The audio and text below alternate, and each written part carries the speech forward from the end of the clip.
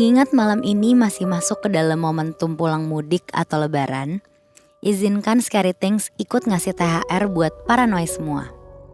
THR-nya emang gak seberapa, bentuknya 3 cerita dibagikan secara cuma-cuma.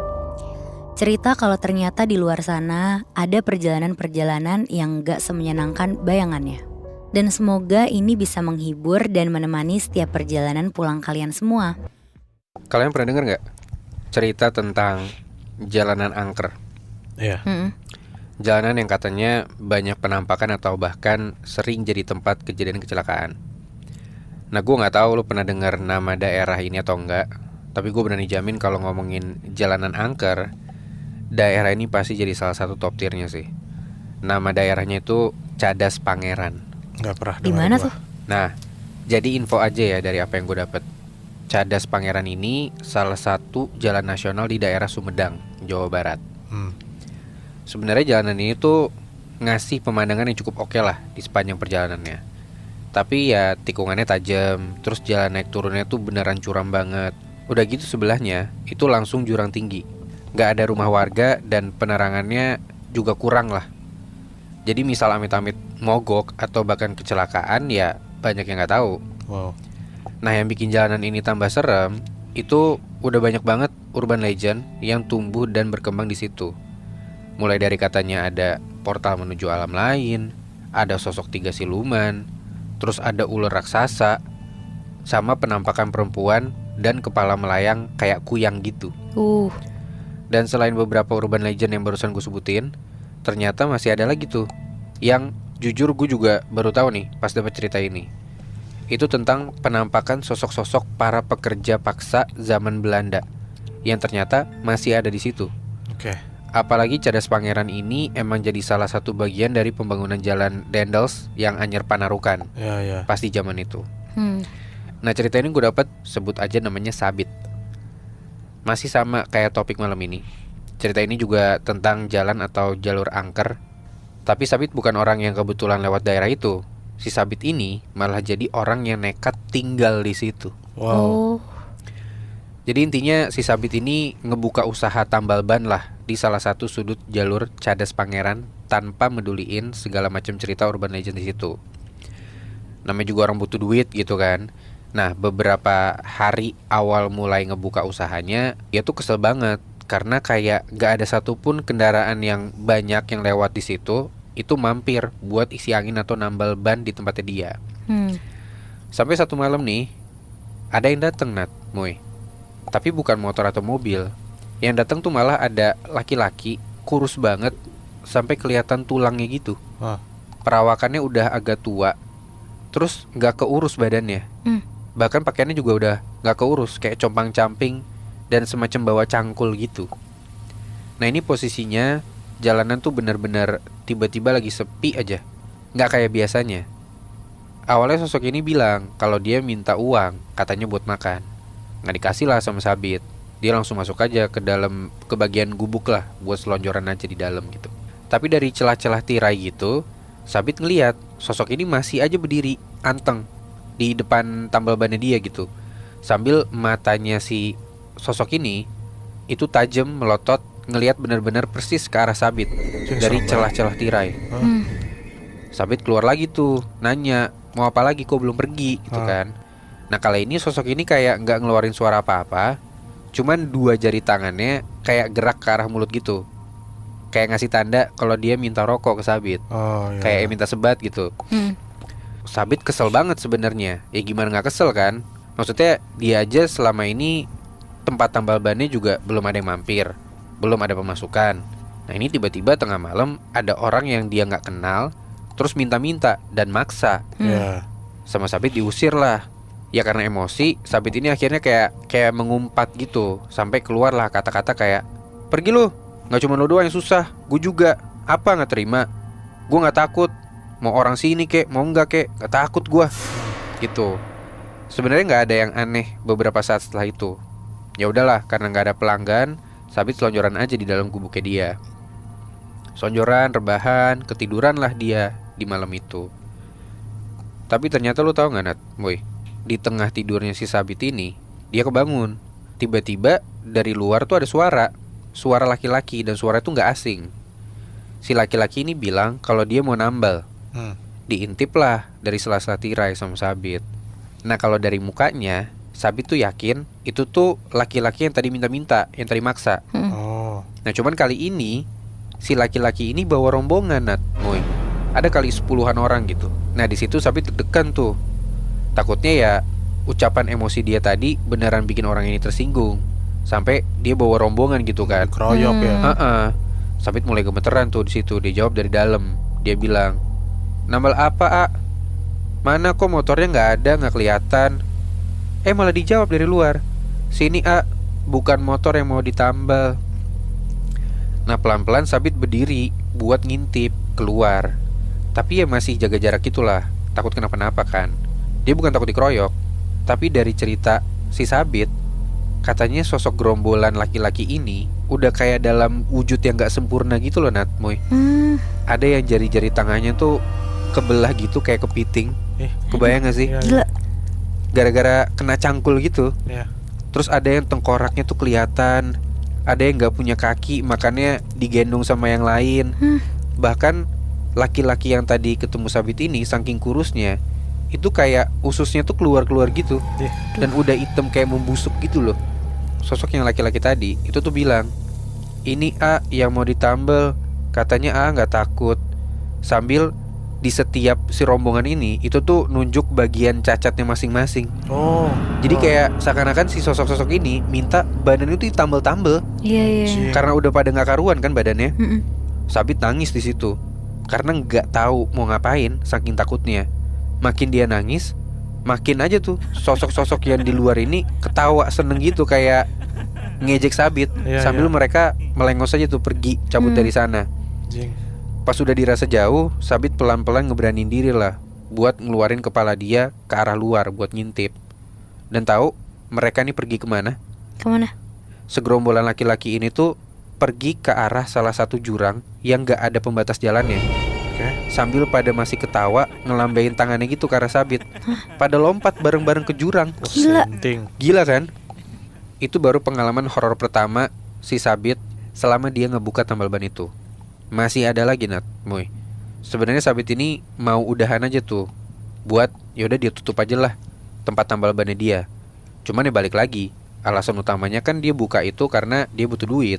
Dan untungnya untuk beberapa hari Sabit ini gak diteror lagi lah semenjak kejadian itu.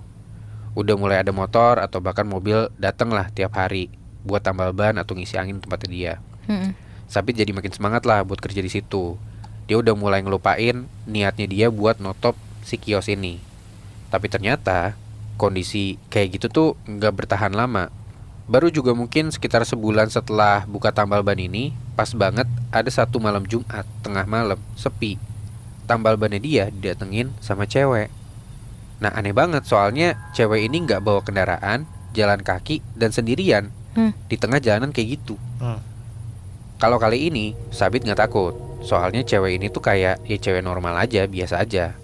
Katanya si cewek ini tuh nunggu dijemput, makanya mumpung ada gubuk terang, ya disamperin lah buat cari temen. Kata gitu. Bahkan di situ ya Sabit katanya sampai ngobrol, dan sesekali cewek ini tuh bengong ngelihat ke arah tikungan atas, yang mana tikungannya itu nggak ada pembatas jalannya. Ngobrol-ngobrol, tiba-tiba persis dari arah tikungan yang tadi dilihatin sama cewek itu ada suara brak, kenceng banget. Sabit spontan keluarlah dari gubuk buat ngeliat, dan ternyata ada ibu-ibu naik motor sendirian jatuh sampai guling-guling gitu. Sabit langsung lari lah buat nolongin si ibu-ibu ini. Tapi kata Sabit pas itu si ibu-ibu ini tuh pas jatuh matanya ngeliat ke arah gubuknya dia, gubuk tambal bannya dia. Matanya kayak ketakutan gitu, gemeteran. Ditanya sama Sabit, "Ibu kenapa? Ibu ngantuk?" Ternyata si ibu ini gak ngantuk. Katanya dia itu ngebut karena sepanjang jalan pas ngelihat spion motornya dia tuh kayak dikejar-kejar sama sosok cewek. Tapi kepalanya doang gitu terbang. Makanya dia gak fokus, jatuh lah dia karena takut. Sabit kepo karena kebetulan selama di situ dia gak pernah dilihatin sama sosok ini. Ditanya lagi lah sosoknya secara detail tuh kayak gimana.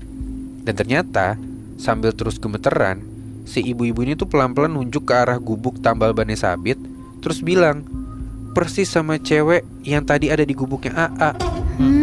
Sabit langsung balik badan buat ngecek ke arah gubuk, dan ternyata cewek yang tadi ada di gubuknya dia udah hilang gitu aja, Nat, Moy. Gila. Wow. Gak mungkin banget, soalnya ya gubuknya dia ini beneran di tengah-tengah antah berantah, kayak ngilang kemana gitu kan cewek ini. Detik itu juga akhirnya Sabit anterin ibu-ibu ini ke rumah sakit lah, ke rumah sakit terdekat di daerah situ, pakai motornya Sabit.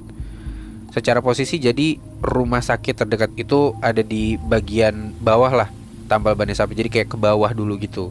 Nah sedangkan rumahnya Sabit ini posisinya di atas tambal bannya dia. Jadi habis nganterin si ibu-ibu ini, udah pasti ya Sabit harus tetap ngelewatin tambal bannya dia, plus tikungan tajam yang gak ada pembatas jalannya itu. Setelah nganter si ibu tadi, Sabit tuh cuman dipesenin buat hati-hati kalau ngelewatin Cadas Pangeran. Katanya jalur itu emang beneran lalu lintasnya makhluk gaib, rame di sana katanya. Udah dong, karena urusan-urusan kecelakaan tadi udah selesai, Sabit baliklah ke rumahnya dia. Nah, di sini akhirnya Sabit beneran percaya sama semua cerita urban legend itu. Jadi pas dia ngelewatin Cadas Pangeran, si Sabit ini katanya ngelihat lagi sosok cewek tadi di pinggir jalan. Kayak emang nungguin dia lewat gitu loh. Sabit sebenarnya udah nyoba buat cuek aja, tapi sosok ini beneran kayak normal-normal aja, beneran gak serem sama sekali, bahkan ngelambain tangannya gitu kayak minta tumpangan. Ya udahlah, namanya masih positive thinking Sabit ini, dan khawatir karena di situ sepi banget. Sama Sabit disamper lah. Kata cewek ini, dia tuh mau nebeng ke arah atas, searah sama rumahnya Sabit. Ya udah diboncengin lah si cewek ini. Nah cuman kali ini gak kayak beberapa jam sebelumnya. Sabit tuh ngajak ngobrol, tapi beneran dicuekin selama di motor, nggak tahu kenapa. Oke. Ya udah, Sabit ngebut aja tuh naik motor lewat tikungan-tikungan. Nah orang kalau misalkan ngeboncengin orang ngebut naik motor, normalnya kan pegangan atau ngerangkul ya, entah pegangan ke belakang atau yang ngerangkul ke yang lagi nyetir lah. Cuman cewek ini tuh nggak sama sekali, Nat, Moy. Tapi posisinya seimbang banget, dan kayak jadi lebih tinggi dari Sabit gitu loh. Pas dicek di spionnya, Sabit kaget banget. Pantas aja kelihatan lebih tinggi posisi kepalanya. Orang kepalanya terbang, Mampus. gak ada badannya, Nat, Moy. Gila. Persis sama apa yang dibilang si ibu-ibu tadi ternyata. Cuman ya bedanya ibu-ibu tadi dikejar, ini di belakang dia persis. Ngebut, dan emang apesnya aja kali ya. Di salah satu tikungan tajam itu, Sabit gak ngeliat ada pembatas antara aspal sama pinggiran tanah. Alhasil jatuh lah di situ kenceng banget. Dan gak ada siapa-siapa, Nat, Moy. Satu hal terakhir yang dia lihat persis sebelum dia gak sadarin diri, apa coba? Apa? Katanya di motor di bagian depannya itu Sabit emang bawa satu helm buat digantungin. Cuman katanya di helm itu udah ada kepala cewek yang barusan nebeng ke dia, ikut ngegantung juga di dalamnya, sambil masih senyum ke arah Sabit. Gila. Bangsat. Dan ternyata yang tadi di awal sempat gue bilang kalau alasan Sabit ini diganggu itu karena dia belum izin buka tambal ban di situ, itu bener. Kata warga sekitar, bahkan ada kepercayaan yang bilang kalau siapapun yang ngelewatin daerah situ itu harus ngelempar uang koin atau rokok ke pinggir jurang. Karena di jurang itu ada banyak korban kerja paksa yang meninggal terus dibuang gitu aja di sana. Dan selama hidupnya bahkan buat sekedar punya uang buat makan atau ngerokok itu aja nggak bisa. Cir, lu bilang aja sebenarnya di tikungan itu setannya banyak banget ya, Bi? Iya. Berarti sebenarnya kita mungkin kalau lewat sana harus ngasih sesajen gitu kali ya? Iya, walaupun sesajennya mungkin sesimpel, ya percaya nggak percaya ya, sesimpel koin atau rokok aja gitu. Ya tapi tetap serem banget anjir.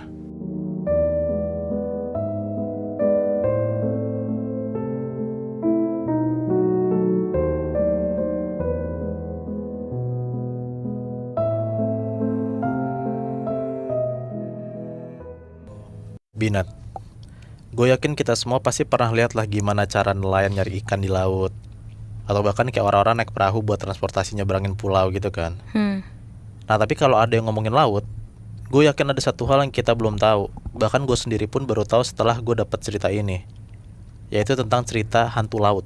Hantu laut? Hantu laut. Oke. Katanya bahkan sosok-sosok hantu laut ini pun jauh lebih kejam dibanding sama hantu daratan.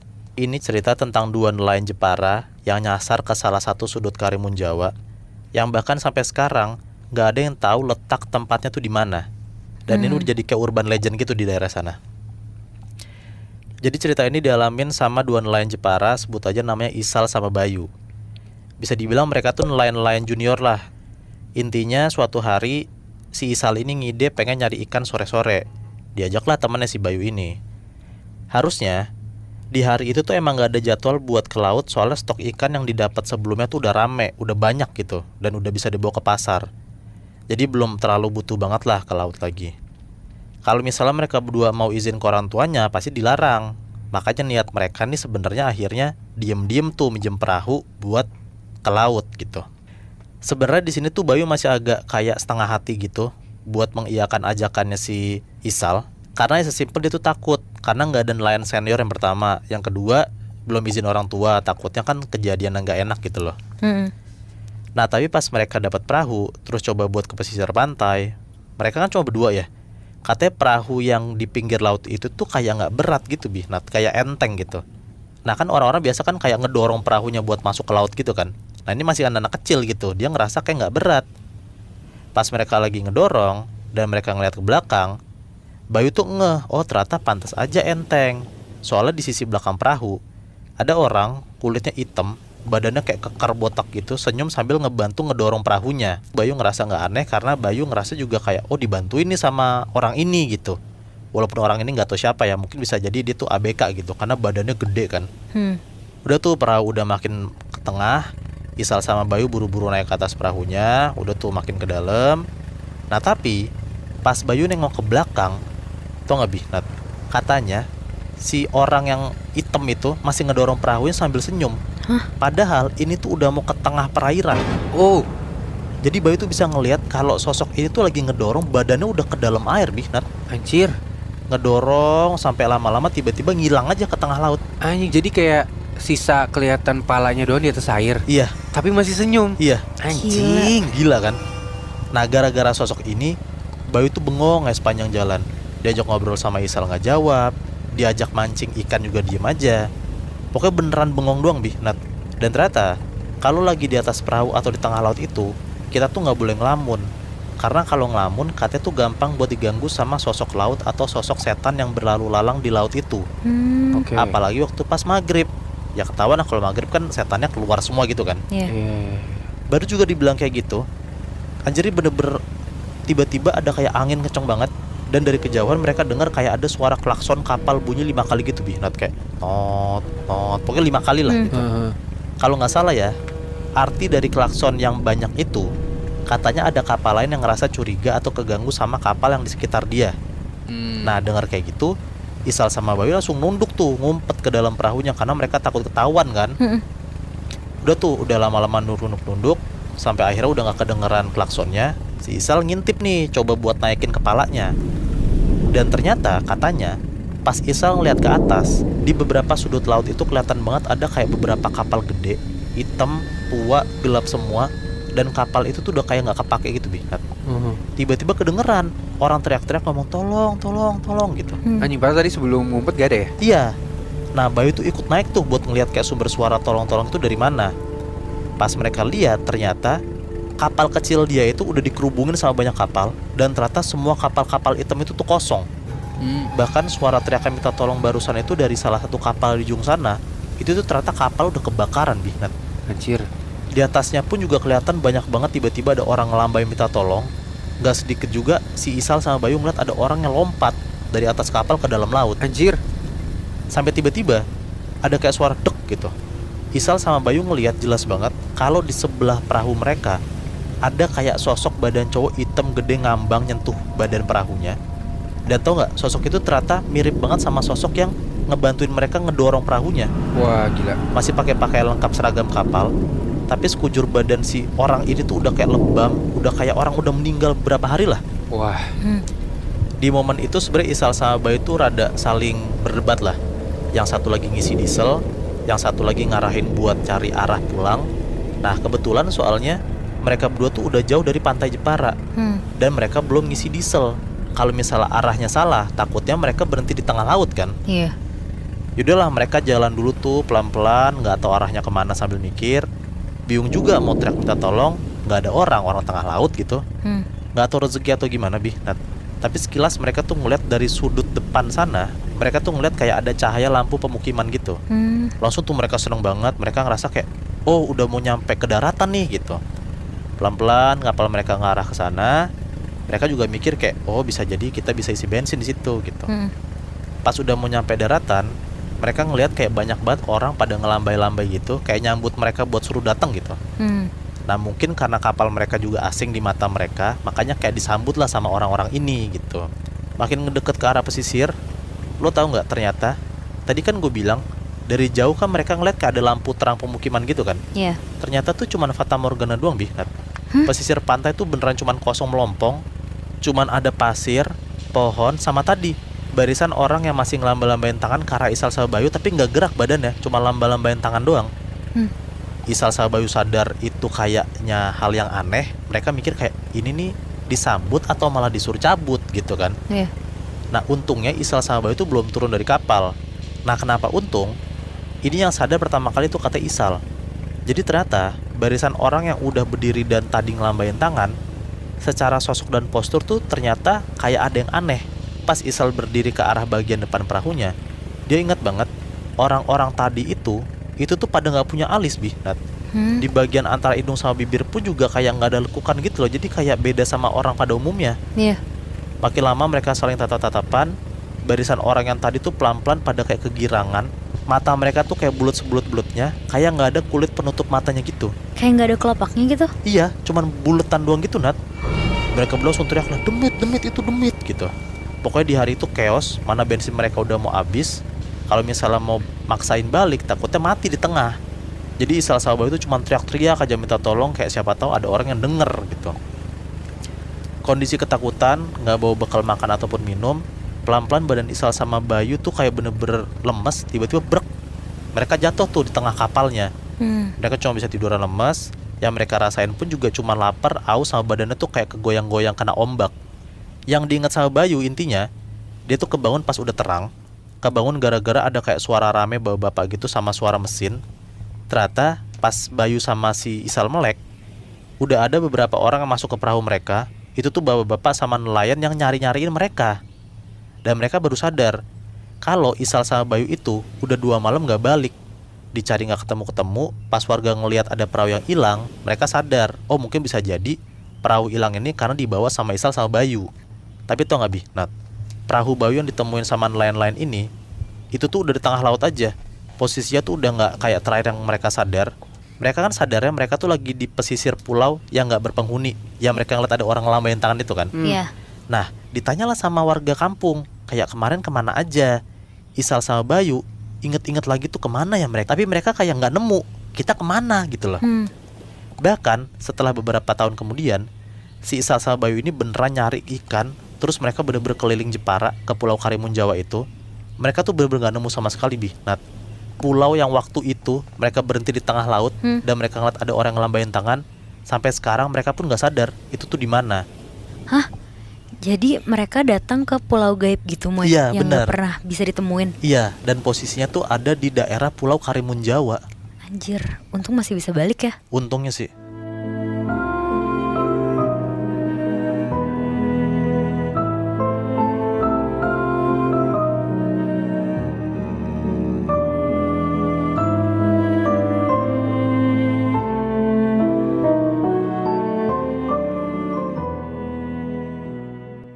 Moibi, Iya.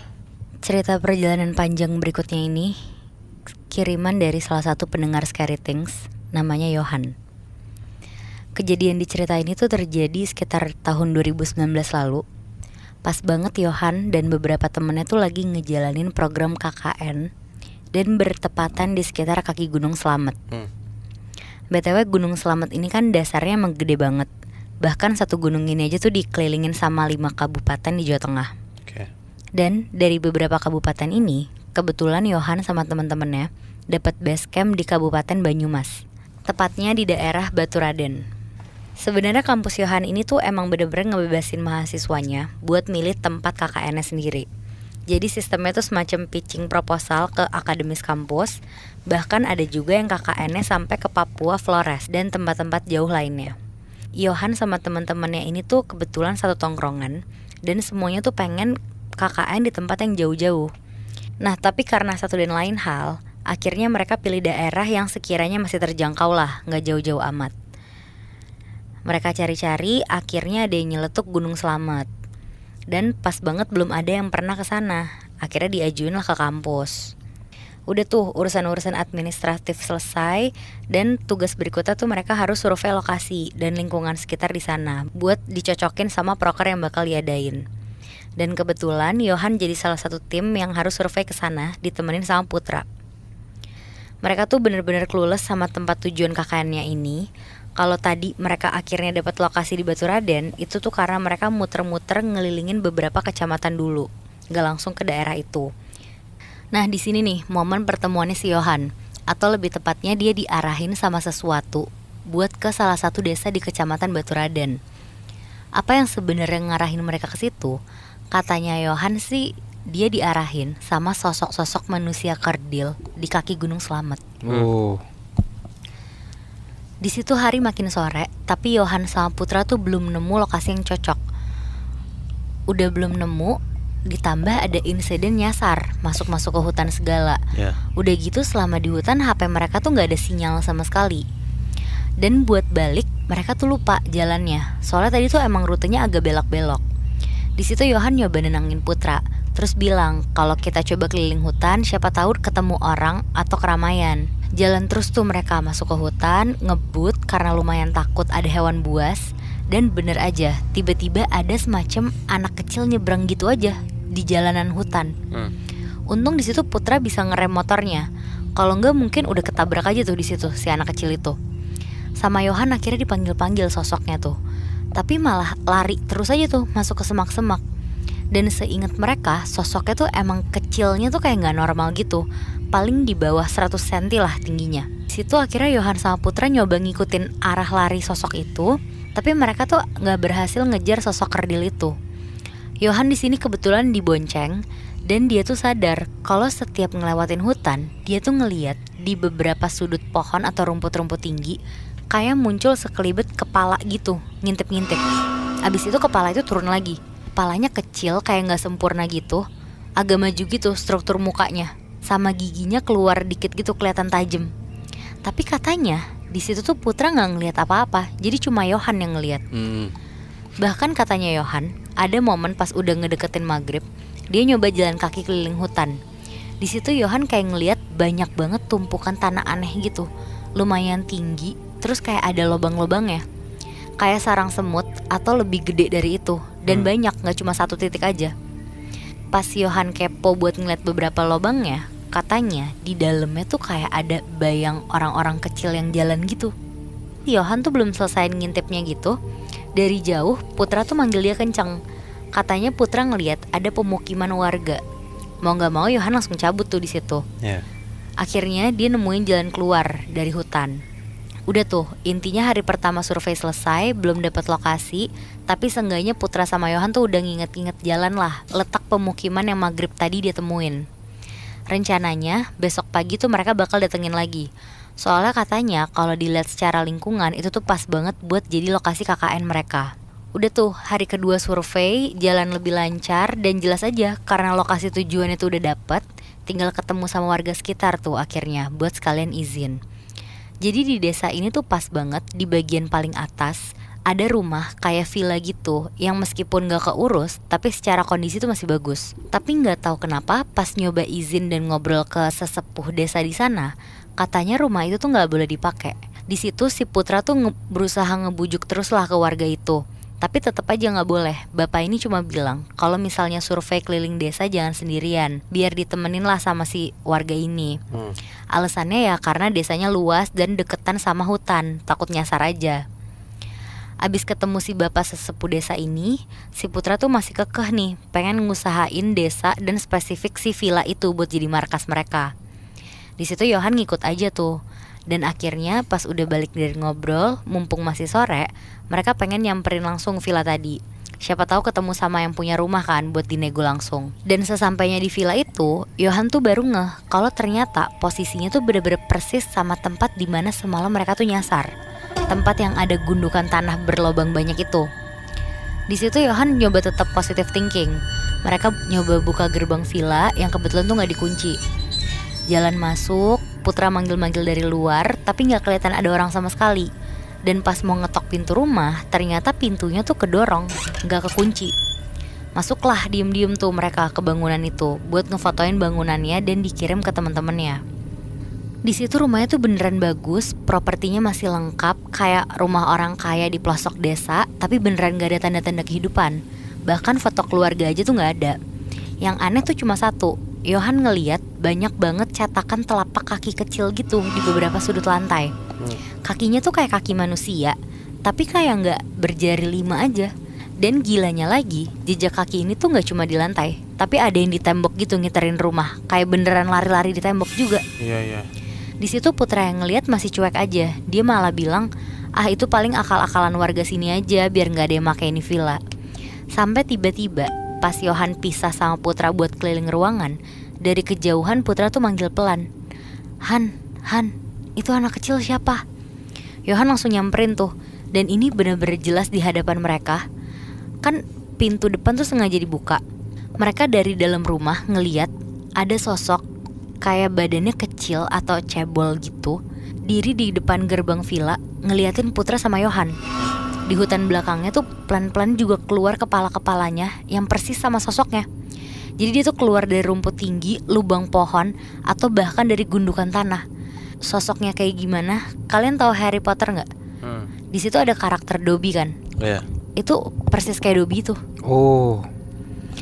Di situ tuh bukannya lari pergi, Putra malah berusaha ngejar sosok-sosok ini. Pas Putra kelihatan mau ngejar dari dalam rumah, sosok itu tuh semua langsung lari berurutan masuk ke dalam hutannya. Akhirnya kejar-kejaran lah tuh mereka di hutan. Dan saking kencengnya lari si Putra, Yohan yang ngikutin dari belakang ini tuh kehilangan si jejaknya Putra. Dan ujung-ujungnya mereka nyasar lagi di tengah hutan. Pas banget waktu udah mulai maghrib gitu. Di situ Yohan nyoba manggil-manggil Putra, tapi bener-bener gak ada jawaban sama sekali.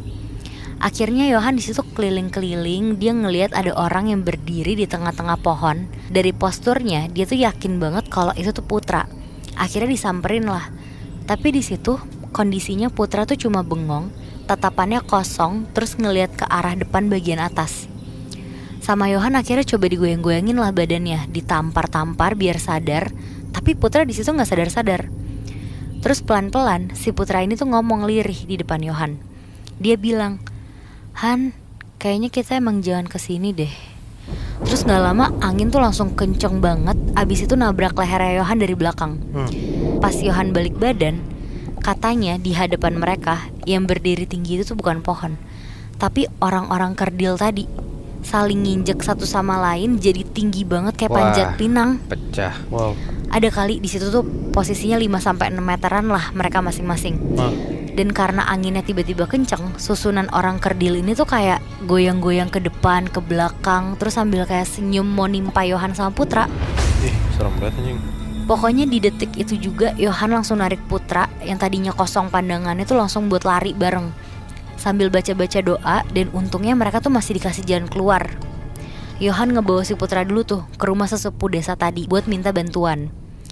Dan ternyata usut punya usut, Yohan sama Putra tuh secara gak sengaja udah ngelanggar keyakinan warga di sana. Di kaki Gunung Selamat itu emang ada sosok penunggu berwujud manusia kerdil. Mereka tuh punya dunianya sendiri lah. Dan sebenarnya juga gak jahat. Tapi kalau ternyata ada yang ketemu mereka secara langsung, ada baiknya tuh untuk langsung ngejauh aja lah dari mereka. Jangan malah diikutin. Karena kalau diikutin malah bisa nyasar. Dan parahnya bisa sampai dibawa ke dunia lain. Wah anjir. Dan karena kejadian ini juga, kelompoknya Yohan tuh akhirnya sepakat buat gak jadi KKN di sekitaran Gunung Selamat. Oh berarti sebenarnya di daerah sana tuh emang udah terkenal ada setan kerdil ya? Iya, di Gunung Selamat itu, Moy. Dan sebenarnya emang gak ganggu, bener ya? Gara-gara mereka juga nakal kan masuk-masuk ke villa itu. Iya. Tapi ya kalau misalkan lo dari awal hanya mendengar manusia kerdil mungkin gak seserem itu. Cuman kalau misalkan udah rame-rame, bahkan sampai kayak tadi ya, gangguannya anjing serem juga sih.